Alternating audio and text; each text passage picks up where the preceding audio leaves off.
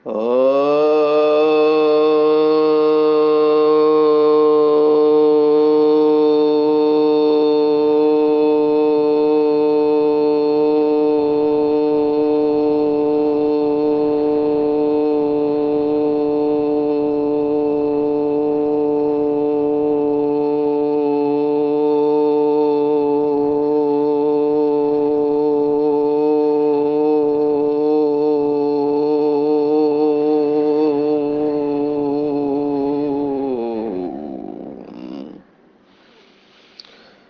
शांति।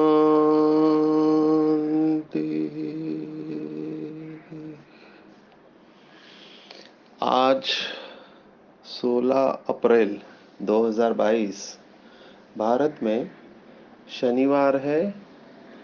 आज की मुरली का जादुई रहस्य स्वयं को प्रेरणा देने के लिए magical secrets of today's Murli for motivating the self. बाबा के बच्चों का कमाल है कि कैसे सर्वशक्तिवान माया को चैलेंज करते हैं और बाप की मदद से सर्वशक्तिवान माया को भी परास्त कर देते हैं। माया जीत, सो जगत जीत, कर्मेंद्रिय जीत और प्रकृति जीत बन जाते हैं। ये सचमुच में वंडर है। जो अनुभव शेयर करते हैं भाई बहने देश विदेश से, मैं सोच सोच के हैरान होता हूँ कि कैसे ये संभव है। तो एक तरफ तो ये अनुभव हम सुनते हैं कि कैसे माया के ऊपर विजय प्राप्त कर रहे हैं, और दूसरे तरफ ये भी अनुभव सुनते हैं कि कैसे माया इनको परास्त करती है और कैसे डिफिकल्ट जा रहा है।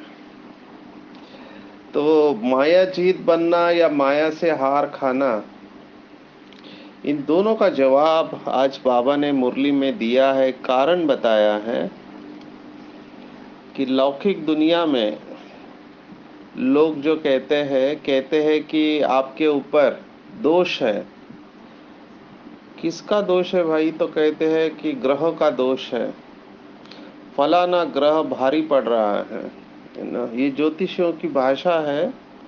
वो कहते हैं राहु की दशा है, केतु की दशा है, शनि या मंगल बैठा है इस घर में, इसकी वजह से आपका ये काम नहीं हो रहा या नहीं हो सकता है। ऐसी बहुत सारी बातें हैं। हम उस फील्ड के एक्सपर्ट नहीं है, लेकिन वो कहते हैं कि ग्रहों का दोष है।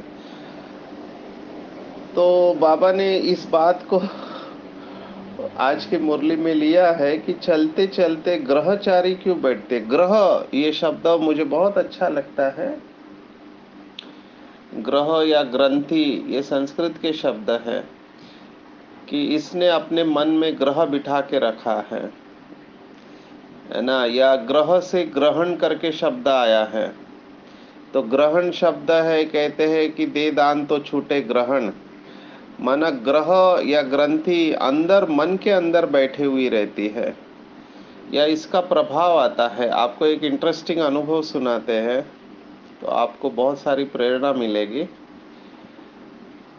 लौकिक में जब ज्ञान में चले तो लौकिक परिवार वालों को लगा कि इसका कुछ दिन का नशा है, उतर जाएगा। वैसे सचिन भाई का जन्म, अलौकिक जन्म मधुबन का है, और शीलू बहन ने 7 डेज का कोर्स कराया। शीलू बहन और आदरणीय उषा बहन, इन्होंने, ये हमारी अलौकिक माताएं कह सकते हैं, क्योंकि 7 डेज का कोर्स इन्होंने कराया। तो ज्ञान में जैसे ही आए, वैसे कोंकण के हैं तो नॉनवेज खाने वाले हैं, लेकिन ज्ञान में आते ही सब कुछ छोड़ दिया। इमीडिएटली झाटकू बने हैं, देखा और फिदा हो गए, और प्याज लहसुन भी छोड़ दिया। तो लौकिक परिवार को लगा कुछ दिन का नशा है, ये उतर जाएगा, पर उनको क्या पता था कि ये पक्का होने वाला है। धीरे धीरे उनको डर लगने लगा, अभी ये क्या होगा। झगड़ा हुआ, फिर देखा कि ये टस से मस नहीं हो रहा है, तो किसी ने कहा कि इसको कुछ खाने में से खिलाया है ब्रह्मा कुमारियों ने। तो इसके ऊपर ग्रहों की बाधा है, इसकी शांति करनी पड़ेगी। तो सचिन भाई की शांति करने के लिए 4 पंडित बुलवाए। जो मुंबई को जानते हैं तो मुंबई में माटुंगा करके एक स्टेशन है, रेलवे स्टेशन। मुंबई का बैकबोन रेलवे है, तो मुंबई के इलाकों के नाम स्टेशन के हिसाब से चलते हैं majority. East west, Matunga east west. तो माटुंगा में साउथ इंडियन, दक्षिण भारत के बहुत सारे मंदिर है, वहाँ पर ऐसे लोग हैं। तो वहाँ से 4 पंडित आए और उन्होंने यज्ञ रचा। अब मुझे ये सब कुछ पता नहीं था, तो मुझे बिना बताए ये सब हुआ। तो जब बैठ गया, cutting short the story, story को शॉर्ट कर रहे हैं। आपको किसी को यह अनुभव सुनना है तो आप मुझे व्हाट्सअप कर सकते, तो डिटेल में आपको भेज दूंगा। तो बैठे, तो मैंने पहला प्रश्न पूछा उनके मुख्य पंडित से, पुजारी से, कि ये सब क्यों करना चाहिए। तो उन्होंने कहा कि जो ग्रह होते हैं वायुमंडल में, तो ग्रहों का हमारे ऊपर प्रभाव रहता है। तो जब ग्रहों का प्रभाव रहता है तो हमको पता नहीं चलता है कि हम क्या कर रहे हैं, सही कर रहे हैं, गलत कर रहे हैं। तो ग्रहों को शांत करने के लिए ही यज्ञ है। मैंने वो कह रहे हैं कि ये सभी कारण है इसका ग्रह, और ग्रह की शांति करना होता है। तो उनको सचिन भाई ने प्रश्न पूछा कि ग्रह जड़ है या चैतन्य। तो उन्होंने कहा ग्रह जड़ है। फिर आत्मा जड़ है या चैतन्य, कहा आत्मा चैतन्य है। फिर कहा कि अगर ग्रह जड़ है और आत्मा चैतन्य है, तो जड़ का चैतन्य के ऊपर प्रभाव पड़ेगा या चैतन्य का जड़ के ऊपर प्रभाव पड़ेगा। अभी ये प्रश्न पूछते ही वो आत्मा चुप हो गई। पर माता जी ने सुना कि ये उनको भी ज्ञान सुना रहा है, तो उन्होंने कहा कि तुम चुपचाप बैठो, अपने आप को समझदार मत समझो ज्यादा, उनको जो करना है करने दो। तो ये स्टोरी आपको इसलिए सुना रहा है, ये बहुत डीप मान्यता है कि ग्रहों के वजह से हमारे ऊपर इफेक्ट आता है। अभी इसका मैकेनिज्म समझना बहुत जरूरी है। बाबा ने इसका जवाब दिया। ऐसा नहीं कि ये आत्माएं जो कहते गलत है, नहीं, ये आत्माएं ठीक कह रहे हैं, सिर्फ उसका स्पष्टीकरण हमको आना चाहिए अच्छी तरह से।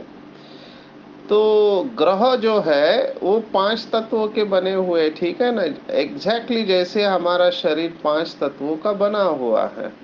तो ये 5 तत्वों के भी वाइब्रेशन होते हैं, प्रकंपन होते हैं। अगर आप आकाश तत्व में है, बेहद में स्थित हुए हैं, तो जैसे सिख धर्म में उनके गुरु ने, एक गुरु ने कहा था कि हे परमात्मा, मैं तुम्हारी आरती उतारना चाहता हूँ। तो थाली में उसने सूर्य और चांद को रखा। देखो विजुअलाइजेशन, इमेजिनेशन देखो। थाली में हम आरती उतारते हैं तो उसमें दीपक रखते हैं। तो इस गुरु ने तो क्या किया कि सूर्य और चंद्र को ही थाली में रख दिया। थाली कितनी बड़ी होगी और वो थाली को पकड़ने वाला कितना बड़ा होगा।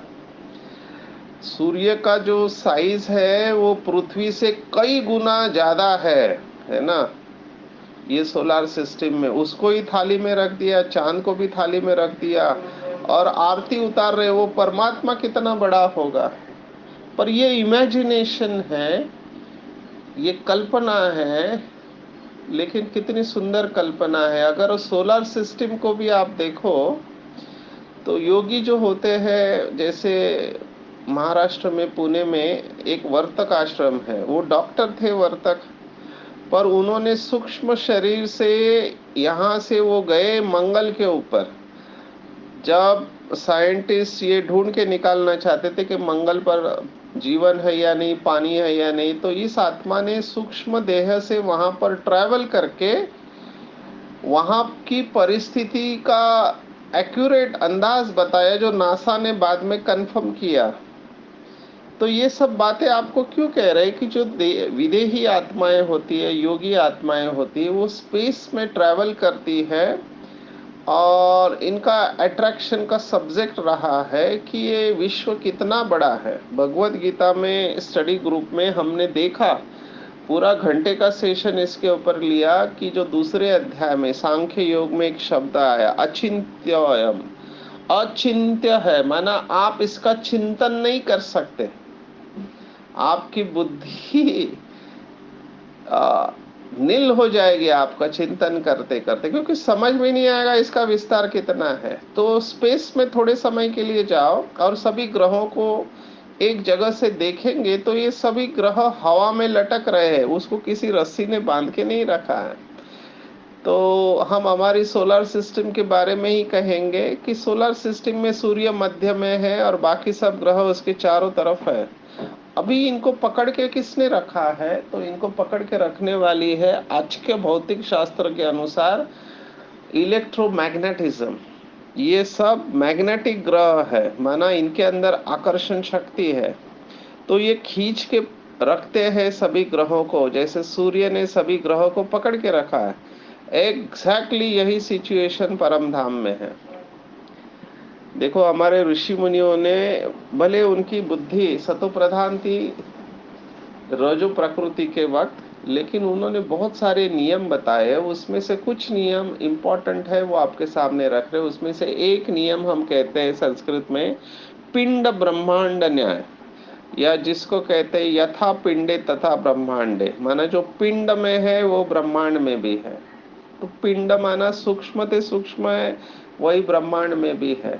तो सूक्ष्म सूक्ष्म क्या है कि अगर आप किसी भी चीज के टुकड़े टुकड़े करते जाओ, हमने पहले भी देखा है ये क्वांटम फिजिक्स या इस समय का भौतिक शास्त्र जो है, तो कुर्सी है, कुर्सी के टुकड़े करते जाओ करते जाओ, तो उसके अणु रेणु में आप जब घुसेंगे तो अणु माना एटम के अंदर आपको इलेक्ट्रॉन प्रोटॉन न्यूट्रॉन दिखेंगे।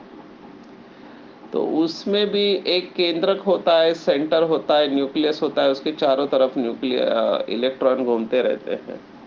तो ये जो पिंड है वही ब्रह्मांड में है। तो जैसे ये अणु में है, वैसे ही सूर्य बीच में और चारों ग्रह उसके तरफ घूमते रहते हैं। एलिप्टिकल एलिप्स है, ये सीधा सर्कल नहीं है, लंबा सर्कल है। किसी का कौन सा सर्कल है, अलग अलग सर्कल है, और वो ग्रह भी अपने तरफ भी घूम रहे होते हैं। और इसके पीछे बहुत बड़ा रहस्य है।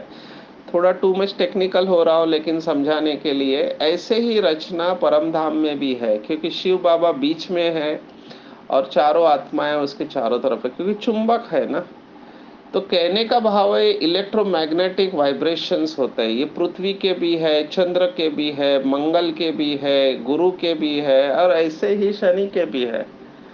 तो कुछ आत्माएं इन वाइब्रेशन से सेंसिटिव होते हैं, माना उनके ऊपर ये प्रभाव आता है। अभी प्रश्न ये पूछना चाहिए कि वाइब्रेशन आते कहाँ से है, ये तरंग कहाँ से निर्माण होते हैं? तो जड़ और चैतन्य दोनों के अपने तरंग है, और जो शक्तिशाली होगा उसके ऊपर उसका प्रभाव पड़ेगा। तो जो भारत में मान्यता है कि संकल्प से सृष्टि, तो यहाँ पर पावरफुल किसको रखा है? संकल्प को पावरफुल रखा। और यही बात आज के मुरली में बहुत पक्की रूप में आई है। मास्टर रचयिता, मास्टर रचयिता माना संकल्प से सृष्टि को रचने वाले। इस बात को बहुत अच्छी तरह से समझना है।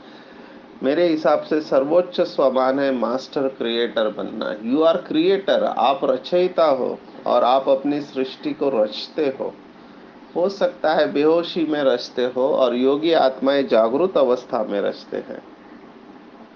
इसको कहते हैं अंग्रेजी में कॉन्शियस लिविंग। हर क्षण आप कॉन्शियस रहेंगे तो आपकी सृष्टि बहुत अच्छी रहेगी। अभी ग्रहचारी के ऊपर आते हैं। ग्रहचारी क्या है? तो ग्रहचारी माना वो तरंग जो आत्मा ने क्रिएट किए हैं और आत्मा को ही प्रभावित कर रहे हैं वो। बाबा ने इसका स्पष्टीकरण डायमंड जुबली के मुरली में दिया हुआ है। देखो, ये सब साइंस की भाषा में आपको इसलिए समझा रहे हैं क्योंकि ये जो मुरली सीक्रेट्स है, पढ़ने वाले बहुत सीनियर लोग हैं, डॉक्टर्स है, इंजीनियर्स है, साइंटिस्ट है, तो उनका दिमाग अलग चलता है। तो हमारे हो सकता है भोली भाली माताएं भाई है जिनको ये भाषा थोड़ा कठिन लगे, लेकिन अगर हम अच्छी तरह से समझे तो ये कठिन नहीं है। थोड़ा एकाग्र होना पड़ेगा। तो हर जगह का एक अपना तरंग होता है, वाइब्रेशन होता है। मैं सिंप्लीफाई करता हूँ। आप किसी मंदिर में जाते हैं जूना, या किसी गांव में जाते हैं, किसी घर में जाते हैं, तो वहाँ के वाइब्रेशन होते हैं। आपको जाते ही पता चलता है। कुछ स्थान पर जाने के बाद अच्छा लगता है, कुछ स्थान पर जाने के बाद अच्छा नहीं लगता है। ये क्यों? क्योंकि वहाँ के तरंग है जो हमारे अंदर की फाइल को एक्टिवेट करते हैं। इसको भौतिक शास्त्र में रेजोनेंस का प्रिंसिपल कहते हैं। रेजोनेंस, या जिसको शास्त्रवादियों ने संग दोष कहा है। संग दोष क्या है? आपका कोई आया व्यक्ति दोस्त और आपको कहा, अरे आपने देखा ये नया मूवी आया है कश्मीर फाइल्स, अच्छा, तो उसने कहा क्या है उसमें? अरे बहुत अच्छा देखा है, आपको सुनना चाहिए। अभी आपको कुछ पता नहीं था, लेकिन उसने कहा और उसने रिकमेंड किया, तो आपने देखा कश्मीर फाइल मूवी, और आपके अंदर की कई सारे भावनाओं के सैलाब उमड़ने लगे, राष्ट्रभक्ति या जो भी है, अन्याय और अन्याय के अगेंस्ट में आपको फाइट करना चाहिए, सब भावनाओं का सैलाब। पर ये जागरूक कैसे हुआ आपके अंदर? वो था, ट्रिगर बना कि आपने उस व्यक्ति की बात सुनी, मूवी देखा और आप अलग मोड में चले गए। अभी इसमें मैं राइट और रॉन्ग में नहीं जा रहा हूँ, कौन सही है कौन गलत है। बाबा ने तो कहा यह कल्याणकारी ड्रामा है, लेकिन मैं ये कह रहा हूँ कि वो तरंग बाहर आ गए अंदर से, और वैसा वायुमंडल बना, वैसी मनोदशा बनी। तो ग्रहचारी बाबा ने कहा कि कैसे बैठ जाती है, तो श्रीमत पर नहीं चलते तो ग्रहचारी बैठ जाती है। और ये जो ग्रहचारी है या पुराने संस्कार है, ये हमारे ऊपर असर डालते हैं। तो इसका सॉल्यूशन क्या है? तो बाबा ने कहा बच्चे निश्चय बुद्धि बनकर एक ही मत पर सदा चलते रहे तो ग्रहचारी बैठ नहीं सकती और सदा कल्याण होता रहेगा। अंडरलाइन करें इस बात को, हर एक शब्द बहुत वैल्यूएबल है। मैं तो आगे बढ़ ही नहीं पाता हूँ एक एक शब्द के, क्योंकि एक एक शब्द इतना वैल्यूएबल है, सदा कल्याण होता रहेगा। तो जो भी भाई बहने कंप्लेंट लेके आते हैं मेरे पास, कहते हैं हमारा संस्कार नहीं बदलता, परिस्थिति नहीं बदलती, अभी भी बिजनेस में लॉसेस है, रिलेशनशिप में प्रॉब्लम है, स्वास्थ्य खराब है, कितने सारे कंप्लेंट लेके आते हैं। उन सब का एक ही सॉल्यूशन है कि सदा श्रीमत पर चलते रहो। ये अपने अनुभव से कह रहे हैं। अभी रिकॉर्डिंग भी करते हैं तो लेट इसलिए करते हैं, उठते तो जल्दी है, लेकिन बाबा की याद में इतना सुख मिलता है कि हिलने का दिल नहीं करता, ऐसे लगता है बैठे रहे, बाबा के सामने बैठे रहे और वो सुख खींचते रहे, सुख के सागर से। पता चलता है कि आत्मा कितनी दुखी रही है तो सुख खींचती है ना शिव बाबा से। बोलने का भी दिल नहीं करता है, बस बैठे रहे। और खास करके अमृत वेले और सुबह का टाइम जबरदस्त कमाई का टाइम होता है। मैं कमाई की बात नहीं कर रहा हूँ, जबरदस्त कमाई का टाइम होता है। और मेरा तो यह अनुभव है कि बख्शिश लेते हैं हम, गोल्ड मेडल लेने का टाइम होता है। इतना सुख बाबा देता है कि बाबा ऐसे, क्या कहे, शब्द नहीं है कि बाबा जैसा प्यार कोई कर नहीं सकता। भर रहा है, भर रहा है, भर रहा है, इतना भरते जाता है कि बैठे बैठे एकदम हल्के हो जाते हैं, और ऐसे लगता है कि बस देते रहे, माना बाबा से आ रहा है और जा रहा है, विश्व में आ रहा है और जा रहा है। तो बाबा ने मुरली में कहा था कि जैसे बच्चे बाबा की याद में बैठते हैं तो मनुष्य आत्माएं और प्रकृति के पांच ही तत्व सबको शांति और सुख के प्रकंपन मिलते रहते हैं। तो ये प्रैक्टिकल अनुभव जब आप करेंगे तब मुंह अपने आप बंद हो जाएगा और ये समस्याएं भी खेल लगने लगेंगी। तो कहने का भाव ये है कि श्रीमत जो है, जो बाबा ने अमृत वेले से लेकर रात तक जो भी श्रीमत दी है, वो हमारी सेफ्टी है। हम अपने आप बचे रहेंगे, श्रीमत पर चलेंगे तो योग अपने आप अच्छा लगेगा। अपने आप आपको महसूस होगा कि कमाई हो रही है, और इतना अटेंशन बढ़ेगा, हर क्षण, हर सेकंड, हर संकल्प बेहद में रहेंगे, बहुत खुशी का अनुभव होगा। तो भाई और बहनों, निराश मत होना, सिर्फ श्रीमत को अंडरलाइन करो, कम वाट में, चाहे कुछ भी हो जाए, कितना भी बड़ा पेपर हो, श्रीमत को वायलेट नहीं करना। श्रीमत पर चलेंगे तो सदा कल्याण होता रहेगा। सेकंड की बाजी बाबा ने कहा, अभी इसको भी समझना चाहिए, सेकंड की बाजी कैसे है। तो सेकंड में हम डिसीजन लेते हैं, सेकंड में डिसीजन लेते हैं, इसलिए सेकंड की बाजी है। क्योंकि जीवन तो बदलने में टाइम लगता है, धीरे धीरे संस्कार परिवर्तन होते हैं, लेकिन सेकंड में हम डिसाइड करते हैं कि मुझे इसी के ऊपर चलना है, कम वाट में। रात को लेट भी हो गया फिर भी अमृत वेला उठना, ये डिसीजन कर लिया है। मुरली के ऊपर मनन चिंतन करना है, सुबह जितना जल्दी उठ सके उठ के कमाई करनी है ना, ज्यादा से ज्यादा। अगर समझो कोई बीमार है, समझो सीनियर सिटीजन होते हैं, दिन भर बैठे रहते, तो उनको तो बहुत खुश होना चाहिए। बाबा ने मुरली में कहा था कि बीमारी माना अव्यक्त वतन का निमंत्रण, निमंत्रण है आपको अव्यक्त, आके बैठ जाओ बाबा के साथ में, कमाई करो। देखो बाकी यंगस्टर होते हैं जो ड्यूटी पर होते हैं, उनकी नींद पूरी नहीं होती है, प्रैक्टिकल हमने देखा है, अमृत वेला सोते हैं। लेकिन सीनियर सिटीजन को नींद ही कम रहती है उम्र के बाद, या बीमारी में बिस्तर पर पड़े रहते हैं, उनको 2 बजे उठ के बहुत पुरुषार्थ करना चाहिए, कमाई करनी चाहिए। इतनी कमाई है 2 से 5 के बीच में, आप बात मत पूछो। आप तृप्त संतुष्ट हो जाएंगे कि दिन भर कहीं पर भी आंख डूबेगी नहीं। और सुबह का समय इतना मदद करता है, जो भक्ति मार्ग में भी कहा है, राम सिमर प्रभात मोरे मन, ये ऐसे ही नहीं कहा, बहुत सुंदर वायुमंडल रहता है और प्राप्ति ही प्राप्ति रहते हैं। तो बाबा ने आज की मुरली में कहा है कि अमृत वेले रूहानी धंधा कर, कमाई जमा करनी है। कमाई है, जिसको कमाई होती है ना, वो कभी रुक नहीं सकता है। और देही अभिमानी बनने की मेहनत करनी है, ऐसे ही नहीं बनेंगे, मेहनत करनी पड़ेगी आपको, बिना मेहनत के कुछ नहीं पड़। कुछ लोग कहते हैं सहज योग, सहज योग नहीं है ये, सहज योग होगा लेकिन पहले आपको रेजिस्टेंस को दूर करना पड़ेगा। जैसे आप में से कुछ लोग एरोप्लेन में बैठे होंगे, तो एरोप्लेन को पहले, इतना भारी एरोप्लेन होता है, कितना टन उसका वजन होता है, छोटा या बड़ा है, बोइंग होता है वो तो बहुत बड़ा होता है फॉरेन में। तो वो जो एरोप्लेन है 1 लेवल 2 लेवल वाला, इतना भारी, कितना किलो, सैकड़ों किलो इसका वजन होता है, टन में होता है हमने देखा। तो उसको जमीन से हवा में जाना है, तो उसको क्या करना होता है कि उसको ग्रेविटी का जो होता है, माना गुरुत्वाकर्षण होता है, वो धरती खींचती है, वो गुरुत्वाकर्षण से ज्यादा फोर्स लगाना पड़ता है। यही मेहनत है। ये जो माया और प्रकृति खींच रही है अपने पास, उसको ओवरकम करने के लिए हमारे पास इतनी शक्ति चाहिए कि ये पुरानी दुनिया और शरीर देहदारी हमको खींचे नहीं। जब इससे पार चले जाएंगे, है ना, ग्रेविटी से आपने ऊपर चले गए, ऊपर जाने के बाद अपनी कक्षा में जाने के बाद प्लेन जो होता है एक ऐसे मोड पर जाता है जिसको कहते हैं ऑटो पायलट मोड। अभी उस समय जो पायलट होता है प्लेन को चलाने वाला, वो मैगजीन पढ़ता है, नाश्ता करता है, बाथरूम जाता है, वो प्लेन को नहीं चला रहा है, प्लेन अपने आप चल रहा है, उसको रास्ते पर डाल दिया। ऐसे ही आत्मा को भी शुरुआत में मेहनत है देही अभिमानी बनने में, लेकिन एक बार आप अशरीरी अवस्था में चले गए, डिटैच हो गए, फिर मेहनत नहीं लगती है, फिर इजी हो जाता है। तो ये अभ्यास की बात है। और आज एक शब्द आया है जो मुझे, मेरा पर्सनल फेवरेट है, वो है सर्वोदया। आप सबको बता दे, मुझे पता नहीं अभी तक ये मैसेज पहुंचा है कि नहीं। अभी एनुअल जनरल बॉडी मीटिंग हुई मधुबन में, तो हर साल का एक थीम हम लेते हैं। तो इस साल का थीम जो हमने डिसाइड किया है सभी ने मिलके, वो है spiritual empowerment by compassion and kindness and compassion, माना आध्यात्मिक सशक्तिकरण दया और करुणा द्वारा।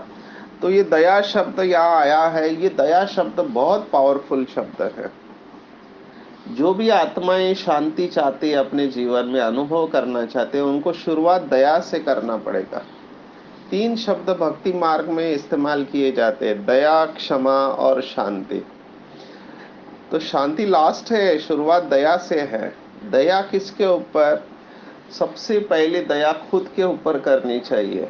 मेरे पास जितने भी केसेस आते हैं काउंसलिंग के, उसमें बॉटम लाइन मैं जो देखता हूँ कि अपने आप को माफ नहीं कर पाते हैं या दूसरों को माफ नहीं कर पाते, यही बॉटम लाइन होती है। क्योंकि खुद से या तो कुछ गलती हुई रहती है मन वचन कर्म से, या दूसरों से कुछ गलती हुई रहती है, तो वो क्षमा न करने के कारण वो ग्रंथि अंदर बैठी रहती है और पॉजिटिव वाइब्रेशन नहीं निकलती है, ना खुद के लिए ना दूसरों के लिए।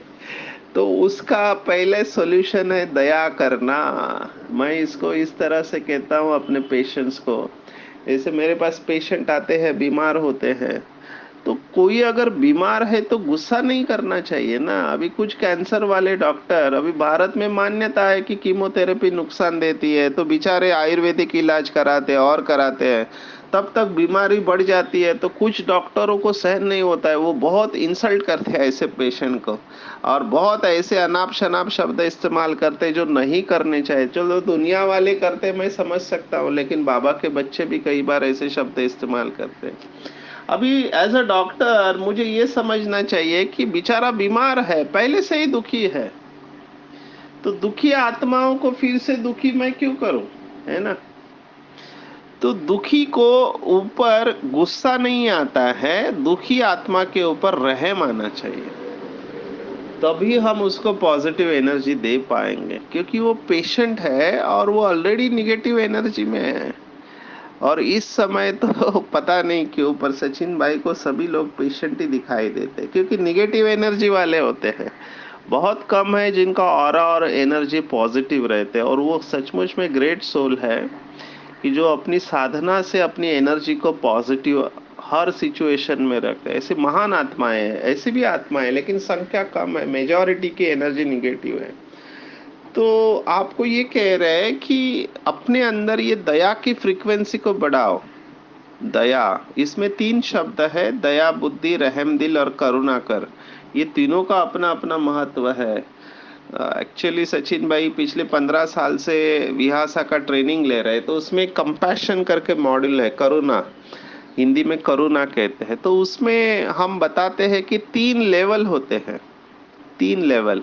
एक दिमाग में दया होती है, दिल में रहम होता है और हाथों से करुणा की जाती है। इसलिए ये तीनों शब्दों का महत्व है। दया बुद्धि कहते हैं, माना बुद्धि से समझ आ रे बेचारा दुखी है, ये हो गया दिमाग से, ओहो इसके दर्द को मैं महसूस कर सकता हूँ, ये हो गया रहम दिल, आप उसको महसूस कर रहे हैं। और तीसरा है करुणा कर, कर माना हाथ, आप हाथों से उसकी मदद करने जा रहे हैं, यू आर गोइंग, आप सिर्फ बोल नहीं रहे, दिमाग से समझ नहीं रहे, दिल से महसूस नहीं कर रहे, आप हाथों से उसकी मदद करने जा रहे हो। तो एक्चुअली लोगों को यही चाहिए कि एक्शन कर्मों में दिखाई देना चाहिए। जैसे बहुत सारे भाई बहने फीडबैक देते हैं कि ये लोग भाषण तो बहुत अच्छा करते हैं, लेकिन कर्मों में इनके गुण दिखाई नहीं देते हैं, सिर्फ बोलते रहते हैं। तो ये फीडबैक है, हमको इससे सीखना चाहिए कि लोग कर्मों में गुणों को देखना चाहते हैं। आप गुणों के ऊपर भाषण अच्छा कर लेते हो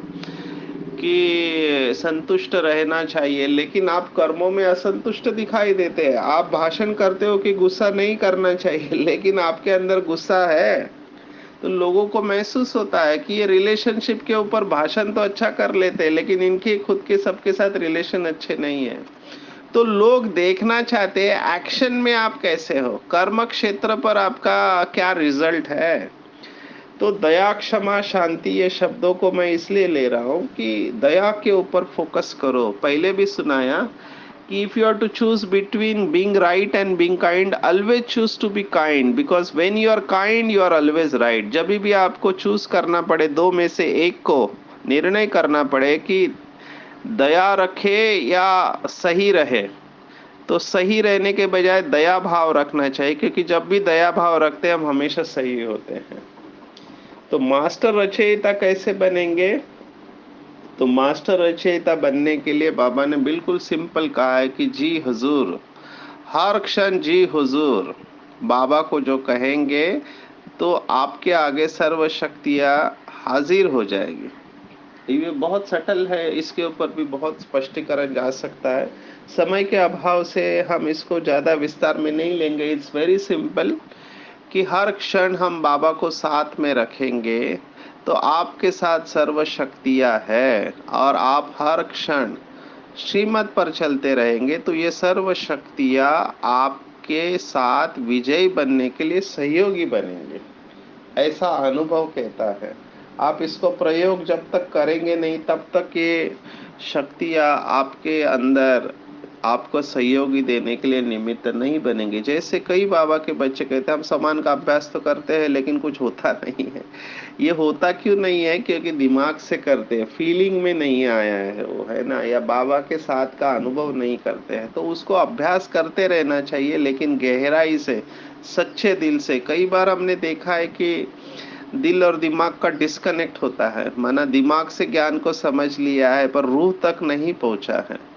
पर ये भी क्यों होता है? क्योंकि व्यवहार में लोग ऐसे ही बिहेव करते हैं, बोलते कुछ है, सोचते कुछ है और करते कुछ है। ये जो डिस्कनेक्ट होता है तीनों में, तब तक वाइब्रेशन नहीं आ सकता है ना। ऐसे लोग अपने को भी फंसाते हैं, दूसरों को भी फंसाते हैं। तो हमको ऐसे अंदर बाहर साफ रहना चाहिए।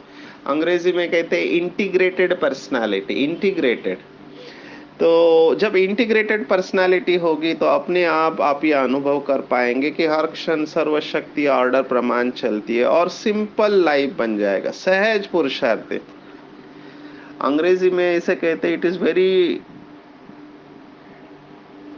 easy to be simple, it is very simple to be happy, but it is very difficult to be simple. माना खुश रहना बहुत सहज है, पर सहज रहना बहुत कठिन है। तो सहज योगी बनना चाहिए। आपको देख के लोगों के अंदर का मेडिटेशन का डर निकल जाना चाहिए, आपको देख के लोग प्रसन्न हो जाना चाहिए। ये कितना सहज, हमेशा खुश रहने वाली आत्मा, इसके वाइब्रेशन कितने अच्छे हैं। तो ऐसे खुश स्वरूप हम रहे, श्रीमत के ऊपर चलते रहेंगे तो ग्रहचारी हमारे मिट जाएगी और जैसे बाबा कहता है 21 जन्मों की राजाई मिल जाएगी। अपने आप को बिल्कुल हल्का छोड़ देंगे, सिर से लेके पाँव के अंगूठे तक संपूर्ण शरीर बिल्कुल हल्का, रिलैक्स रिलैक्स, लेट गो। ध्यान दो आंखों के बीच में। महसूस करेंगे कि मैं सर्वशक्तिवान की संतान हूँ, ऊंचे ते ऊंचे बाप की संतान, इस शरीर के मालिक हूँ। सर्वशक्तिवान बाबा मेरे साथ है, उसकी सर्व शक्तियां मेरे अंदर प्रवेश कर रही है। मैंने आज महसूस किया कि हर क्षण श्रीमत पर चलने में ही मेरा कल्याण है।